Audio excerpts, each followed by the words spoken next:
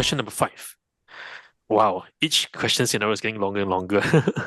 So a Yes, is it like that? It's really crazy. I mean, it's a lot to read in 2 minutes, right? In answer. yeah, it's like that for all the questions. So imagine the 80 questions are about this length.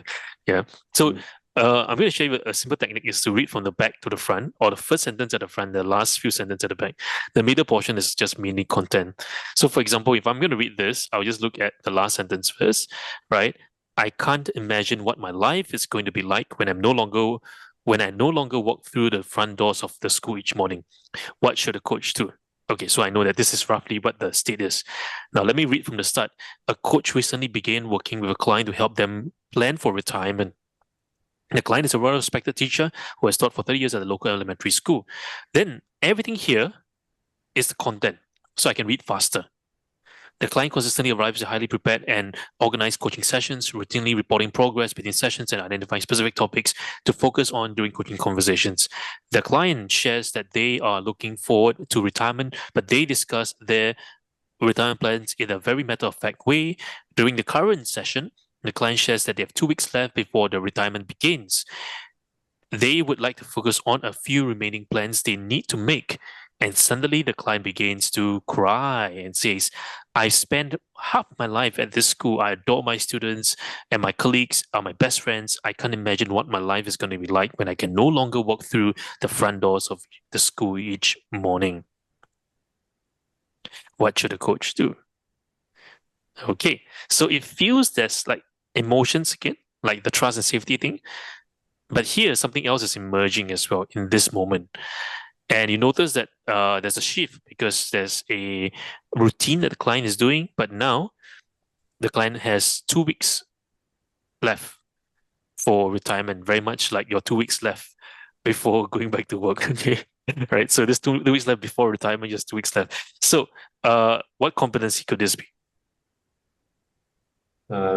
So maintenance presence. Hmm. So, Okay. Okay. Maintenance presence. Uh, so let's take a look at the 4 options. Option 1, pause for a moment, then ask the client to identify the remaining plans they would like to focus on today. Ask the client if they are sure they want to retire, acknowledge that retirement is a significant life transition and emotional response are normal, or pause. Then acknowledge the emotional impacts the transition seems to have on the client and ask if they would like to spend some time with those feelings.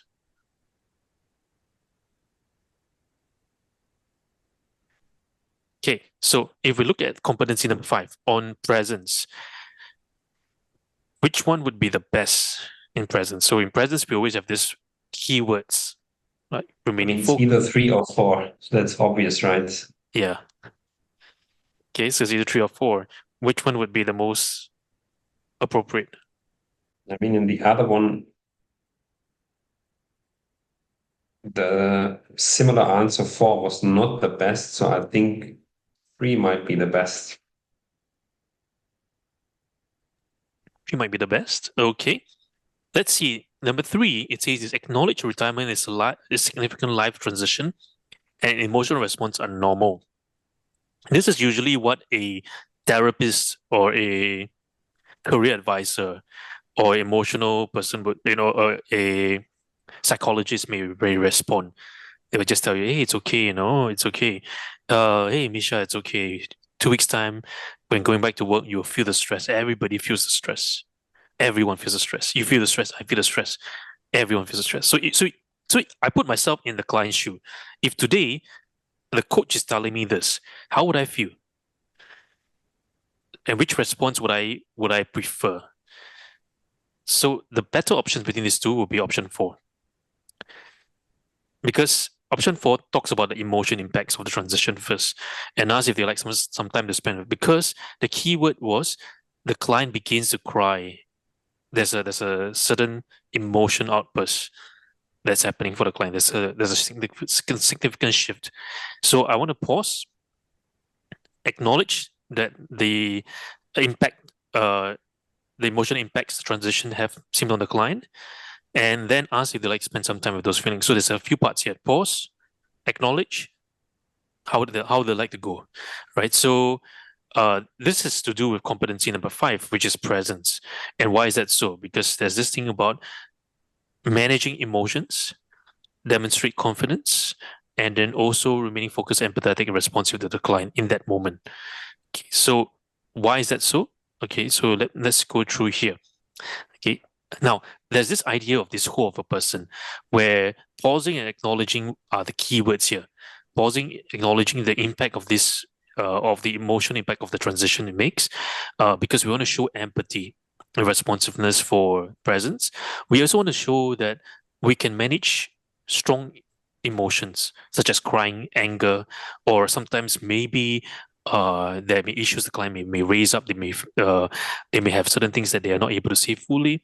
So that's why curiosity comes in as well, to let them process their feelings. So asking them, hey, would you like to have a little time to a space for you to consolidate yourself before we begin the session, right? So that's why 4 would be the best option.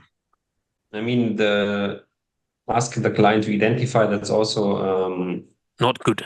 Because that's not actioning. good because you jump in, right? Yeah. But at least then you ask remaining plans they would like to focus on today. At least there's something partially positive. So that's why 2, because it doesn't make sense, right? That's kind of nonsense. That's why I would say 2 is the worst. Okay, so now we put ourselves in this situation. If today this was you, and in 2 weeks' time you're going back to work, and I ask you, are you sure you want to go back to work? Or I pause and I ask, could you identify some plans that you would like to focus on today? So I can put myself in the shoe of the client, right? Relating myself and then feel what's the impact of it. Now, ICF says that the worst is number 1.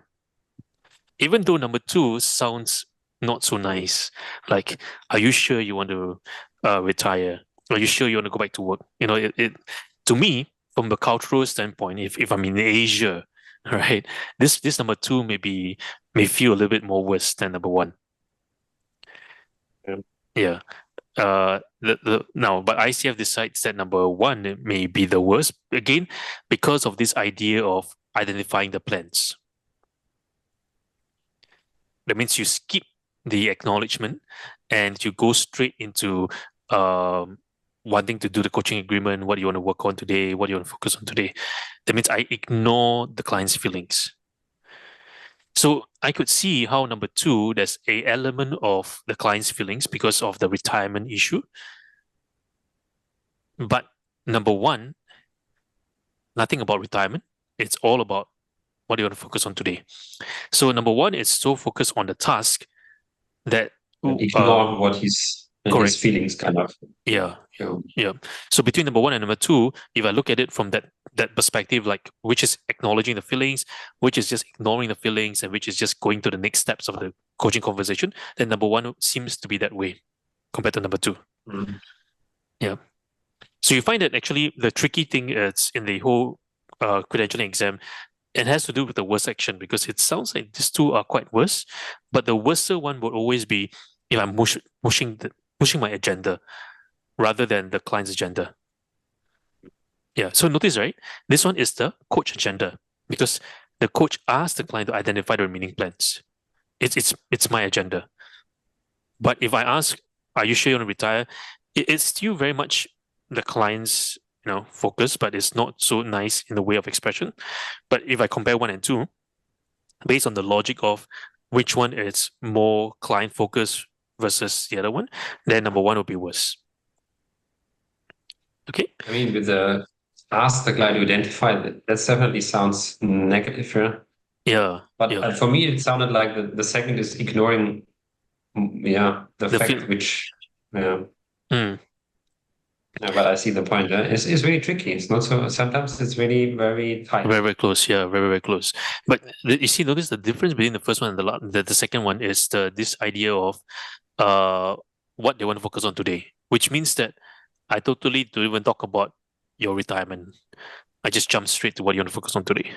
So it's very close, very, very close. But there is this little clues that I'm looking for if I'm looking for what seems to be the most opposite in this moment that I should do. Yeah. So if you look at this, some of the possible understanding is ignoring the emotional state of the client, a lack of empathy, missed opportunity for reflection, or disconnecting from the client's needs. That means it does not support the client in choosing what happens in the session. So although number one and two appears that way, but number one seems to be more in the direction of I'm not allowing the client to choose how they would like to, proceed in the conversation. Okay. Okay, good. So the key thing here for competency number 5, it's about the in the moment pause, acknowledging the client's state, and then reading the whole sentence and seeing which one prematurely shifts the focus to planning and which one seems more empathetic. So the keyword again, premature steps, premature actions, premature this, right? Versus more focus on planning.